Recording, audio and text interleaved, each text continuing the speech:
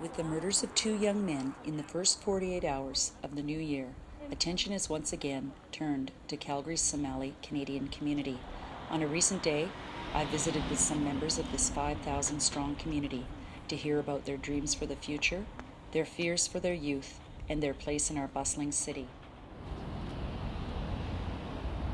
The problem is the young people. How we can handle them, that is now a concern. You know, there's a certain age that young people cannot be controlled. Risk period or crazy age, that needs to be protected. Sometimes we are not happy with the media, labeling everything like, the people we are talking about, they are Canadians. They are no more Somalis. Originally they came from Somalia. Everyone here is immigrant. Doesn't matter how long he came here, 100 years or 200 years or less years. But when the first shooting happened in the New Year, we listened to the news, me and my wife, in the morning, and we heard that 7 people got shot and one of them died. And we didn't know that they are from Somalis. We came here, and as soon as we opened the restaurant, the first guy who came in said, "Did you hear what happened to the Somalis? They shooting last night. There was a shooting and one died." And of course, we don't know them by name, but we know them by face. They came here. They were regulars. Yeah. So when he said, "I can show you in my Facebook," I have his picture. Then he showed me.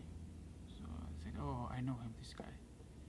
I remember one time, one guy, he came here, they took some food, and he was sitting here, and at night he got shot and he died. I think that food was the last food he had it in this world. They are nice kids, They are not as bad as the media says. The other thing is we don't have a strong community organization, which can take care of our kids, which can take care of our elder people. What is sort of the challenges of raising your kids in this greater community? It's difficult. Is it? You have to be friends with your kids and know what they do.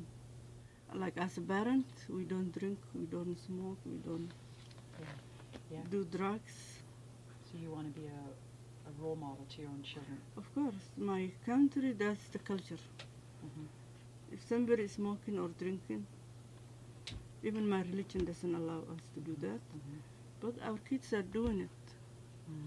And that's why they're going crazy. They're going crazy, like when they start things like that, and we don't welcome them at home. So like he has to choose the parent or his bad habit. And usually they choose over the bad habit. And the other bad thing is like when the kid becomes a criminal, he can't get a job. His only job is to go and sell drugs. That's what we are figuring out as a community. It is true that we need a village to raise a child. And in the Somali community, that was always true. That's how we used to function as a community.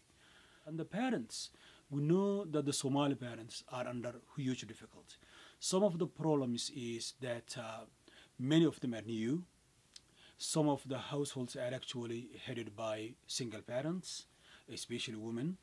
The men generally are still somehow hooked to the politics in Somalia, and they are still thinking that maybe one day they will go back and there will be some people who are important in Somalia.